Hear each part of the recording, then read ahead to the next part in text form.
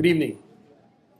When I was a teenager, about the age of 15-ish, could have been 16, I was in my room and I came out to get a drink.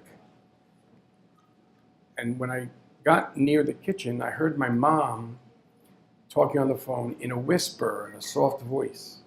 And of course, she was trying to keep something from anybody else to hear. What do you think I do? I got to pay attention because it's a story I must learn about. And this is what I heard. So I've been wanting to tell you this story, and I'm sorry I kept it from you so long, but yeah, he's in prison. Yep. Yeah, it's pretty bad. He's in Dannemora, Clinton Correctional Facility. No, it's okay, it's okay.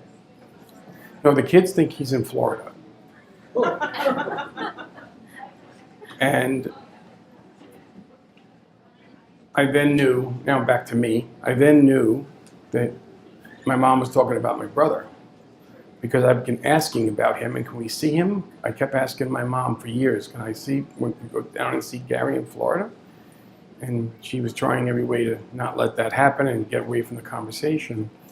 But my reaction inside was overwhelmed and sad and upset and all kinds of feelings. So I heard key things. He's in jail. It's Clinton Correctional Facility. And the kids think he's in Florida. So the kids think he's in Florida part got me pretty motivated. I was upset. And I decided that I'm going to get help and I'm going to figure out how to go up there and see my brother. I hadn't seen him in 4 years. So I asked a friend to help me. How do I do this? I want to go see my brother. And my friend Jim says, where is he?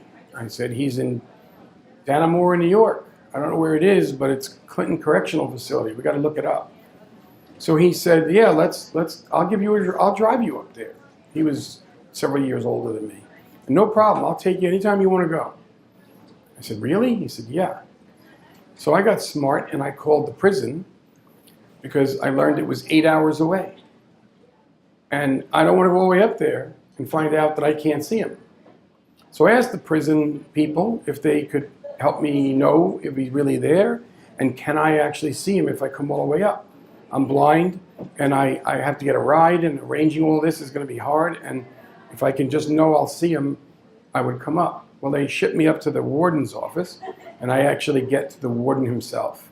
And I told him my story and I told him I'm trying to see my brother, and he was amazing. I couldn't even believe this guy was a warden. He was so nice. And he told me that he guarantees I'll see him. There's no problem. And you're welcome and you come to me. I'll take care of everything when you get here. Just tell me what day you're coming. I did.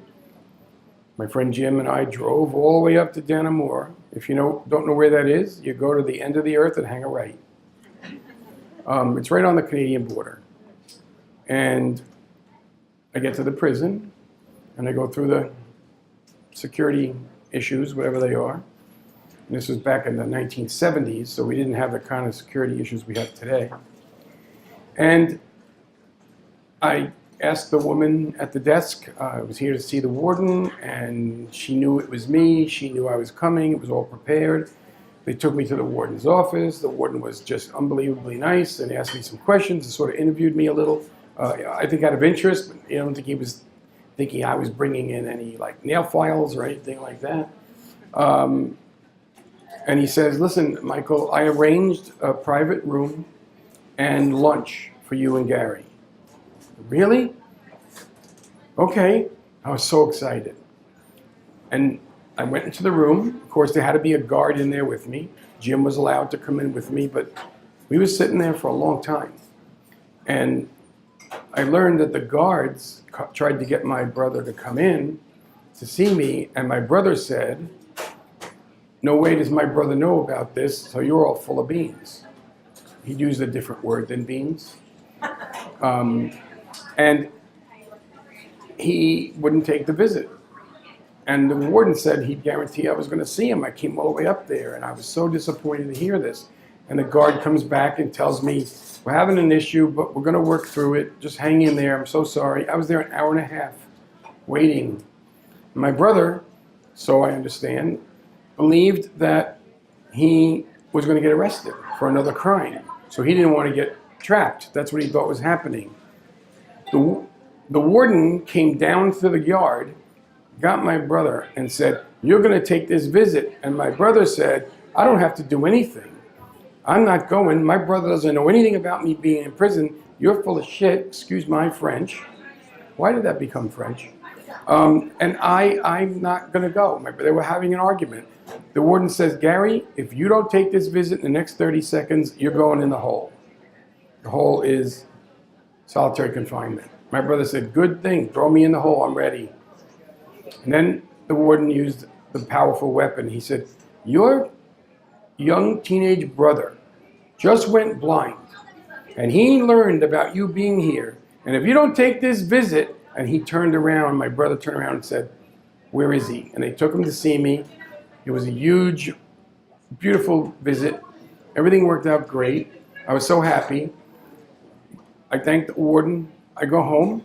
My mother says, where have you been? 2 days, you're not here, you don't call, you're 15. What all do you think you are?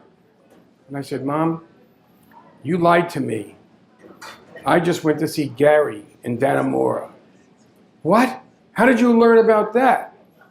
I said, never mind, I'm mad at you. And she's trying to console me, and I'm not interested. I'm so disappointed in her. And I said, Mom, there's one thing worse than lying, and that's getting caught. Thank you.